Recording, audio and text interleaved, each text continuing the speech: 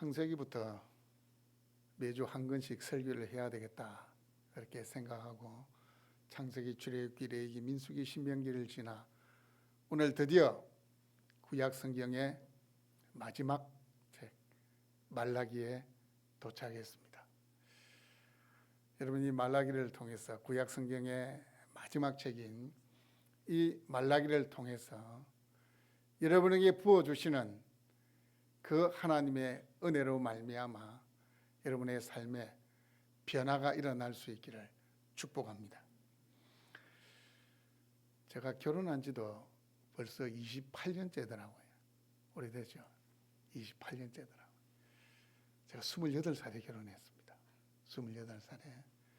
아내가 25살이었는데 진짜 멋모를 때 결혼을 했습니다. 가만히 생각해 보니까 결혼은 멋모를 때 해야 됩니다. 아무것도 모를 때 그냥 이렇게 조건 안 따지고 그냥 사랑에 눈이 멀었을 때 결혼을 해야 됩니다. 돌아보니까 참 철이 없었다라는 생각이 들기도 하지만 그때가 참 순수했다 그런 생각이 들기도 합니다.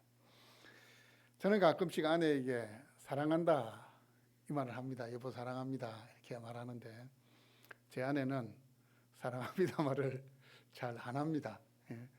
아니 사랑합니다 말을 해야지 이렇게 이야기하면 아니 사랑한다고 꼭 말을 해야 되냐? 보면 알잖아. 행동하는 걸 보면 사랑하는 걸 아는데 꼭 그걸 말로 해야 되냐? 이렇게 이야기를 합니다. 전성대 집사님 사랑한다고 고백한 적이 있으시죠? 예. 이제 결혼해가고 얼마 안 돼서 아내하고 그런 이야기를 했습니다. 성경을 보니까 천국은 이 땅에서의 가족 제도가 없이 그냥 믿음 안에서 형제와 자매로 지내는 것이 천국이다.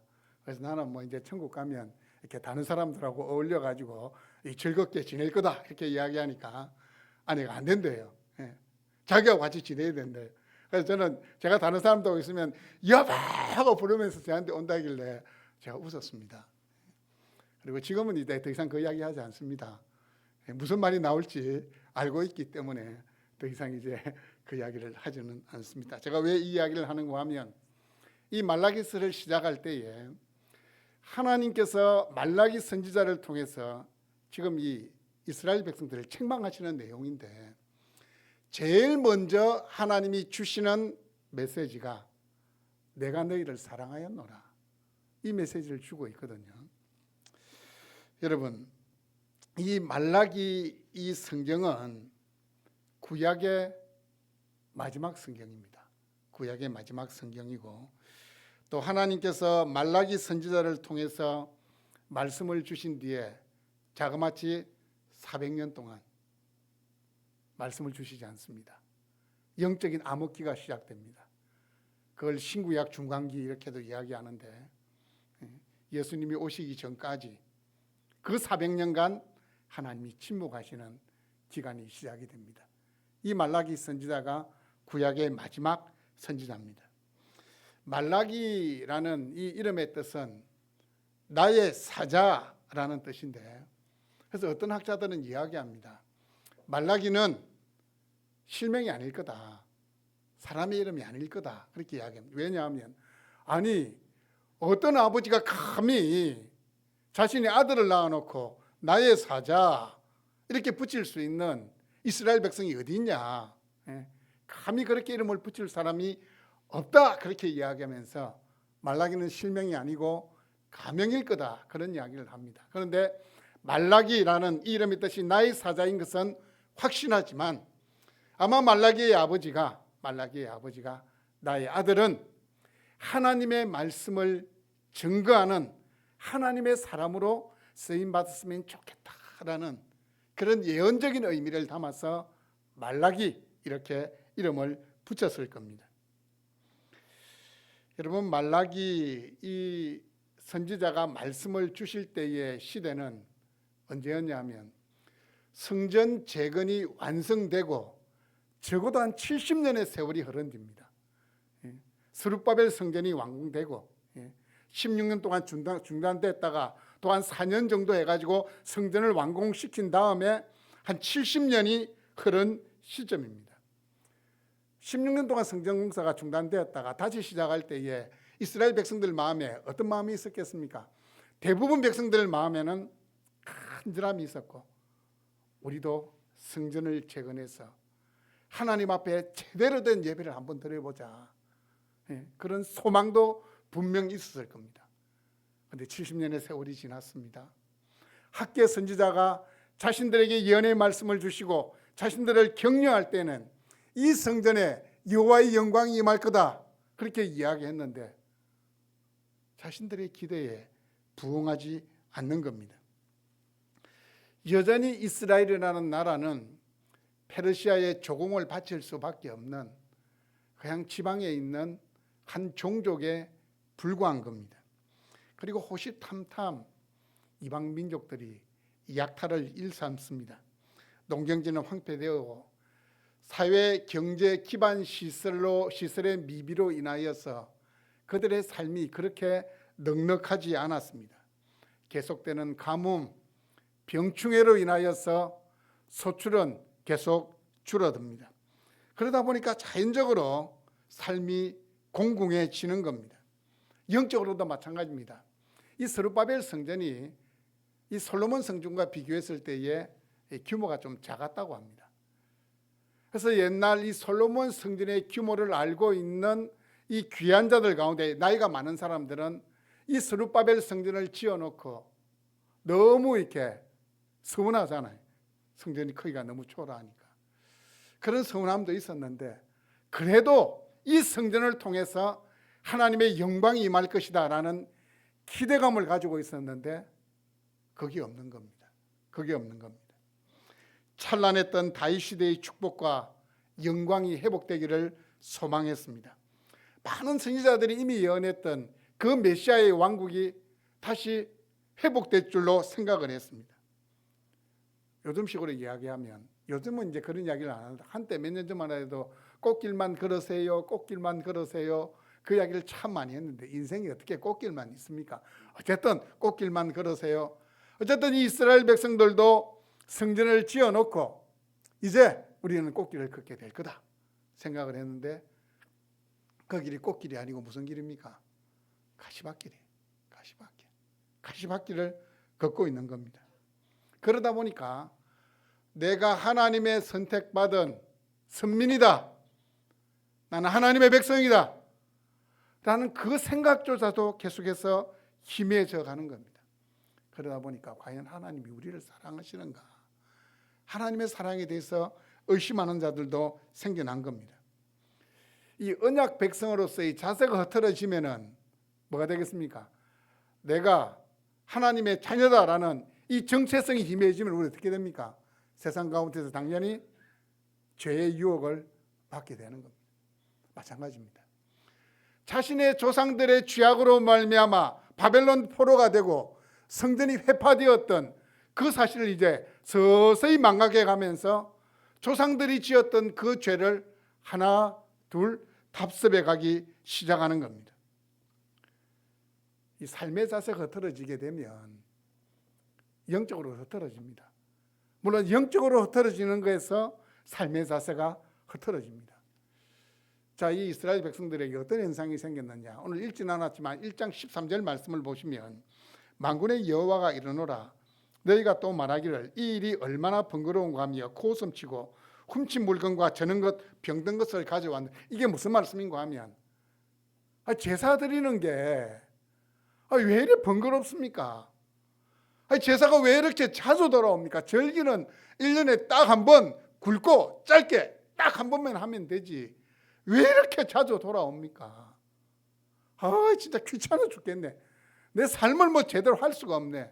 뭐 사업을 하려고 해도 이거 뭐 절기가 너무 자주 있어가지고 사업도 제대로 할 수 없고 갈 때마다 재물을 바쳐야 되니까 막 내 삶이 공공해지는 거. 그래서 뭐라고 그랬습니까?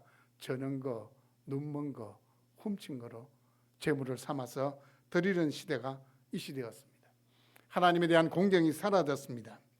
영적인 질서가 흐트러지니까 삶에 있어서도 균열이 나타납니다. 말씀대로 살아가는 것은 손해보는 것이고 미련하다는 생각이 듭니다. 하나님께 드려야 될 11조와 봉헌물을 드리지 않았습니다. 경건하게 하나님의 말씀에 순종하며 선택받은 백성으로 살아가려고 하는 그 삶을 추구하는 자들이 한 명, 두 명 줄어들기 시작했습니다. 대신 세속적인 가치관을 가지고 세속적인 삶을 사는 자들이 늘어나기 시작합니다. 가정의 순결마저 깨어집니다. 자신의 아내를 버리고 이방 여인들을 맞이하는 자들이 생겨나기 시작했습니다. 율법에서는 분명히 금했지만 자신의 아내를 버리고 이방 여인을 아내로 맞아들이는 자들이 이스라엘 백성들 가운데 생겨나기 시작했다는 겁니다. 그럼 우리가 살아가고 있는 이 시대도 이 말라기 시대와 많이 닮아 있는 것 같습니다. 하나님의 이름이 멸시를 받습니다. 예배가 점점 형식화 되어 가고 있습니다. 하나님을 섬기며 산다는 것이 좀 귀찮고 번거롭게 느껴지기도 합니다. 아마 여러분 가운데도 사업을 해보신 분 아니면 사업과 이렇게 비슷한 직종을 가지신 분은 알 겁니다. 예. 어떤 사람의 소개로 누군가를 만났습니다. 근데 만나서 딱 이야기를 해보니까 그분이 저하고 사업할 생각이 별로 없는 것 같아요. 그런데 그 지인이 소개를 했기 때문에 어쩔 수 없이 만나준 겁니다. 그럼 알잖아요. 그 말 하나에서 표정 하나하나에서 예, 진정성이 별로 없다는 거. 그냥 대충 만나주고 가려고 하는 것 느껴집니까? 안 느껴집니까? 느껴져요, 사람은. 그런데 여러분 마음 어떻습니까? 여러분 마음이 어떻습니까? 예, 세상 말로 기분 더럽습니다. 차라리 안 만날 것. 참담하다는 생각이 듭니다. 그게 뭐냐? 우리 하나님과 꼭 같다는 겁니다. 예?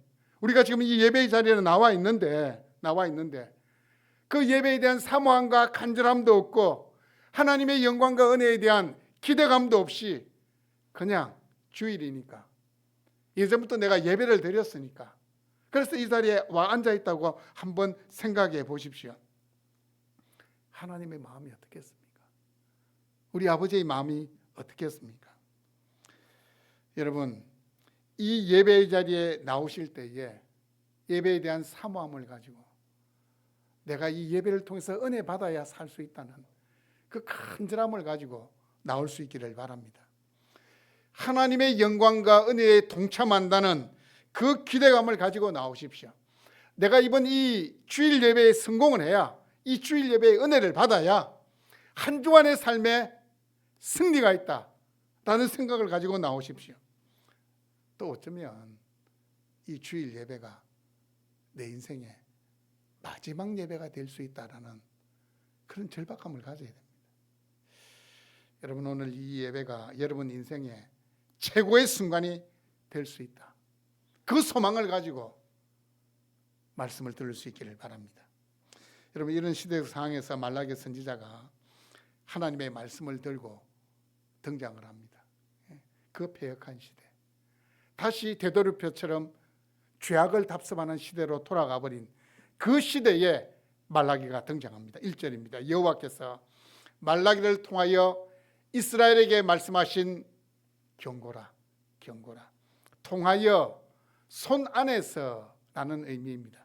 말라기 손 안에서, 이 말은 말라기가 입으로 증거한 이야기지만 하나님께서 말라기를 말씀을 전하는 도구로 사용하셨다라는 그 의미를 전달하고 있습니다. 당시 이스라엘은 종교적으로 사회적으로 타락한 시대였습니다. 아마 말라기 선지자는 이 영적으로 도덕적으로 타락한 그 시대를 바라보며 가슴을 치며 기도했던 사람일 겁니다. 바로 그 사람에게 하나님은 말씀을 주신 겁니다. 경고, 맞사. 이 소선지서를 보면 경고라는 말이 자주 등장합니다. 맞사, 무거운 짐이라는 뜻입니다. 왜 하나님께서 선지자에게 주시는 이 말씀이 무거운 짐이 될까요?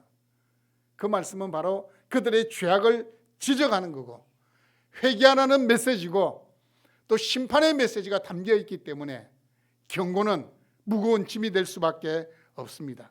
그런데 여러분, 하나님이 분명히 말라기 선지자를 통해서 이스라엘 백성들에게 주신 경고라 이렇게 이야기하는데, 아니 하나님이 이 말라기 선지자의 입을 열어서 첫 번째로 주시는 메시지는 하나님의 사랑에 대한 이야기입니다. 내가 너희들을 사랑하였노라 이야기를 제일 먼저 하십니다. 2절 말씀해 보시면 여호와께서 이르시되 내가 너희를 사랑하였노라. 저 같으면 막 호통을 치면서 시작하겠습니다. 어떻게 감히 나에게 드릴 재물을 가지고 장난을 쳐? 어떻게 율법을 어기고 이방 여인을 아내로 맞아들이 하고 막 저 같으면 막 호통을 칠 건데, 하나님은 그 호통을 치시기 전에 내가 너희를 사랑하였노라. 자신의 사랑을 먼저 확인시키고 있습니다. 그런데 여러분, 이스라엘의 이 상황을 보면 이스라엘은 결코 하나님을 사랑하지 않습니다. 하나님의 이름을 가볍게 여깁니다. 희생의 제사를 드린 것조차도 번거롭게 생각을 했습니다. 그런데 하나님께서 그 패역한 백성들을 향하여서 내가 너희를 사랑하였노라. 너희를 사랑하였노라. 이 사랑하였노라 이 말은 이승간의 사랑을 이야기합니다. 그 이승간의 불타는 사랑, 그 뜨거운 사랑, 하나님이 그 뜨거운 사랑으로 자신의 백성들을 지금도 사랑하고 있다는 것을 말씀합니다. 사랑하였노라 과거형으로 느껴지지만 사랑하였노라라는 이 의미는 과거에도 사랑했고 지금도 여전히 사랑하고 있다라는 그 의미가 담겨져 있습니다. 왜냐하면 하나님의 사랑은, 여러분, 이 감정적인 사랑이, 우리는 감정적인 사랑이에요. 어쨌든 부부든 뭐 자녀든 이 감정적인 사랑이라 가지고 막 화가 나면, 진짜 화가 나면 자식이 뭐가 다 필요 없다 이렇게 될 수도 있는 게 우리 인간이 사람이라서 그렇습니다. 하지만 하나님의 사랑은 언약에 기반한 언약적 사랑입니다. 모세를 불러 하나님은 너희는 나의 백성이다 언약을 맺으신 거예요. 그 언약에 근거해서 하시는 사랑이기 때문에 하나님의 사랑은 변함이 없으신 겁니다. 하나님은 한번 사랑하시면 끝까지 사랑하십니다. 그래서 돌이킬 수 없는 죄악으로 인하여서 바벨론의 포로로 끌려갔지만 어떻게 했습니까? 하나님이 다시 그 언약에 따라 돌이키시잖아요. 다시 돌아오게 만드셨잖아요. 내가 너희를 사랑하였노라 라는 이 말씀 앞에 여러분, 이스라엘 백성들이 어떻게 반응하고 있습니까? 하나님이 내가 너희를 사랑하는노라, 아니면 내가 당신을 사랑합니다 이렇게 이야기하는데, 여보 당신을 사랑합니다 이렇게 이야기했는데 뭐라고 지금 반응하고 있습니까? 이스라엘 백성들이 말씀해 보면 주께서 어떻게 우리를 사랑하셨나이까. 여러분이 배우자에게 여보 사랑합니다 웃기고 있네, 무슨 사랑, 뭐 이렇게 이야기하는 것과 꼭 같습니다. 해준 게 있어야 뭐 날 사랑한다 그러지. 남들 다 들고 다니는 명품 가방도 한 개 안 사줘놓고는 뭐 날 사랑한다고 이야기하냐. 저도 사준 적이 없어가지고 제 이야기를 하는 것 같습니다. 주께서 어떻게 우리를 사랑하셨나이까. 하나님께서 우리를 사랑하시는데 우리 모양이 이 모양이 이 꼴입니까? 성전을 죽으라고 고생해서 성전 재건했는데 적습니까? 여전히 이방 민족이 호시탐탐 우리를 노리잖아요. 왜 그렇게 병충해는 많습니까? 하나님 여전히 우리는 페르시아의 속국이 돼야 됩니까? 다윗의 우수는 언제 오시는 겁니까? 정말 이게 우리 사랑하는 게 맞습니까? 아무리 부러지져도 우리의 기도는 응답되지 않고 우리를 그대로 방치해 두시는데 도대체 우리를 사랑하신다는 증거가 뭡니까? 어떻게 우리를 사랑하시나이까? 이 말씀 속에 담긴 그 의미입니다. 사랑하신다면 사랑한다는 증거를 좀 보여주십시오. 이 하나님께서 말씀하시는 사랑하고 이스라엘 백성들이 생각하는 사랑은 다른 것 같아요. 이스라엘 백성들은 물질적인 사랑, 눈에 보이는 거, 잡히는 거, 이걸 원하고 있습니다. 지금까지 우리가 살아온 삶을 쭉 돌아보니까 우리는 하나님께로부터 사랑을 받았던 적이 없습니다. 이렇게 이야기하고 있습니다. 하나님께서 우리를 사랑하신다면 증거 한번 제시해 보십시오. 어떻게 우리를 사랑하셨나이까? 라는 이 말 속에 지금 이스라엘 백성들의 그 실상을, 그들이 하나님을 어떻게 생각하고 있는지가 그대로 드러나고 있습니다. 하나님은 자신의 사랑이 어떤 사랑인지를 역사적인 인물인 에서와 야곱을 예로 들어 설명하고 있습니다. 이스라엘 백성들을 향한 사랑은 선택하신 사랑이고, 그 선택하신 사랑은 언약에 기초한 사랑이고, 언약에 기초한 그 사랑은 조건 없는 사랑입니다. 무조건적인 사랑이라는 겁니다. 나 여호와가 말하노나 에서는 야곱의 형이 아니냐, 그러나 내가 야곱을 사랑하였고 에서는 미워하였으며. 여러분, 이 말씀 쪽에서 에서는 야곱의 형이 아니냐, 이걸 주목해야 됩니다. 무슨 말이냐, 고대 근동에서는 장자가 최고입니다. 장자가 아버지의 재산의 거의 한 90%를 다 물려받습니다. 다 물려받아요. 그냥 이 둘째 아들, 셋째 아들은 아무것도 아닙니다. 장자가 최고입니다. 그래서 에서는 야곱의 형이 아니냐, 이걸 언급하는 이유가 뭡니까? 야곱은 둘째 아들임에도 불구하고 장자로서의 권리를 누렸다는 겁니다. 지금 이스라엘 백성들은 누구의 자손들입니까? 야곱의 후손들입니다. 하나님께서 야곱에게 12명의 아들을 주셨고, 그 12명의 아들이 이스라엘의 기둥이 되잖아요. 이스라엘의 근간이 되잖아요. 생각해봐라. 너희 조상 야곱은 둘째 아들이었다. 그런데 내가 에서를 미워하고 야곱을 사랑하였다. 미워하였다, 사랑하였다, 이걸 우리가 감정적으로 받아서는 안 되고, 이게 무슨 말이냐, 야곱을 사랑했다는 것은 하나님이 조건 없이 야곱을 선택했다는 겁니다. 자신의 백성으로 선택해 주셨다는 겁니다. 그럼 에서를 미워하였다는 건 뭡니까? 에서를 선택하지 않았다는 겁니다. 구원 역사적인 의미에서 바라봐야 돼요. 사랑과 미움이라는 이 단어를 하나님께서 구원 역사의 중심에 세우시려고 자격이 없는 야곱을 끌어다가 세우신 겁니다. 에서는 밀어낸 겁니다. 로마서 9장 13절 말씀에 보시면 추가로 이런 설명을 하고 있습니다. 그 자식들이 아직 나지도 아니하고 무슨 선이나 악을 행하지 아니한 때에 택하심을 따라 되는 하나님의 뜻이 행위로 말미암지 않고 오직 부르시는 이로 말미암아 서게 하려 하사. 행위가 아니에요. 야곱이 선하게 살고 착하게 살 걸 하나님 미리 내다보시고 선택하셨다. No. 우리는 어떻습니까? 우리가 하나님 자녀로 선택받은 것, 아이고 저 보니까 그래도 인생 살면서 다른 사람보다 비교해서 좀 착하게 살 것 같다, 선하게 살 것 같다. 아닙니다. 그리고 우리가 양심에 이렇게 손을 얹고 생각해 보면 우리 그렇게 도덕적으로 윤리적으로 그렇게 막 뛰어난 모범을 가진 사람들은 아니잖아요. 하나님이 조건을 해 주신 거예요. 하나님의 그 사랑에 힘입어 우리가 자녀가 된 겁니다. 야곱도 마찬가지입니다. 여러분, 젊은 시절에 야곱을 한번 생각해 보십시오. 자신의 목적을 이루기 위해서 수단과 방법을 가리지 않았던 사람이 야곱입니다.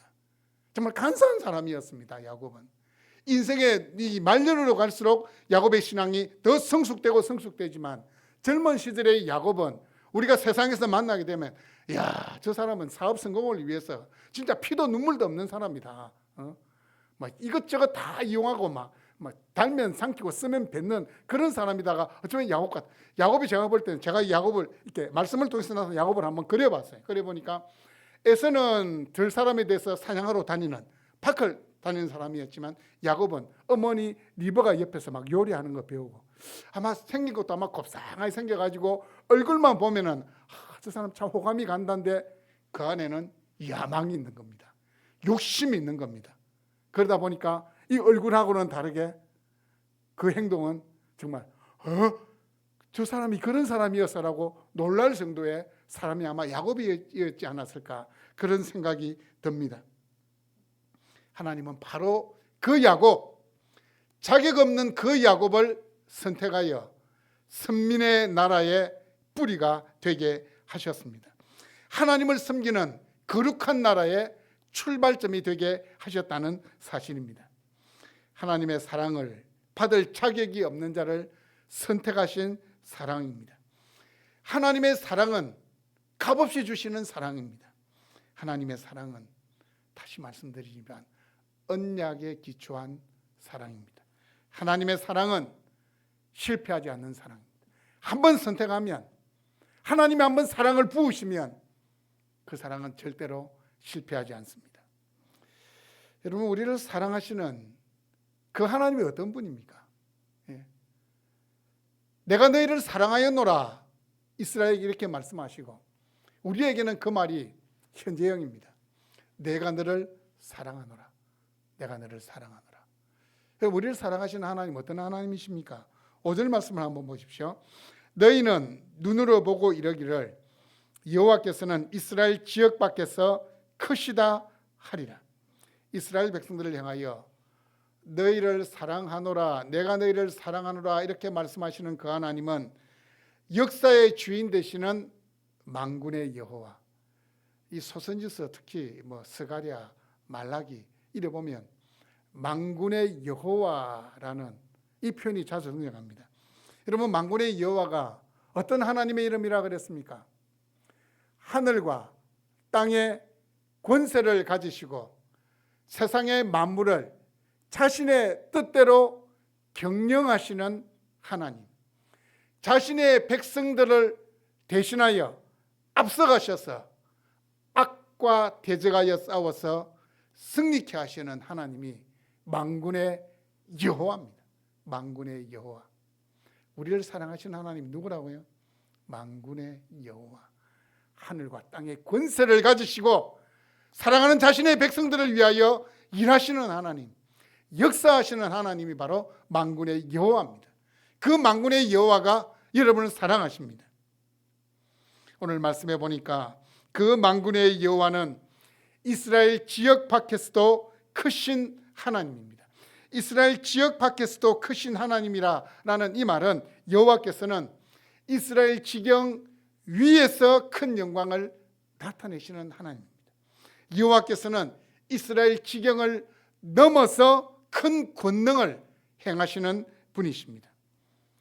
여호와께서 크시다 이렇게 이야기하니까 예전에는 이렇게 작았던 게 이렇게 커져가지고 알아볼 수 있거나 그게 아니고 처음부터 컸는데 영적인 눈이 가려져 있으니까 그 하나님의 크심을, 그 하나님의 위대하심을 몰라봤다는 거예요. 이제 영안이 열리니까 여호와의 크심, 여호와의 위대하심을 알게 되었다는 겁니다. 하나님은 처음부터 위대하신 분입니다. 하나님은 처음부터 권능이 있는 분이십니다. 우리의 믿음의 눈이 열리지 않아서 그 사실을 몰랐던 겁니다.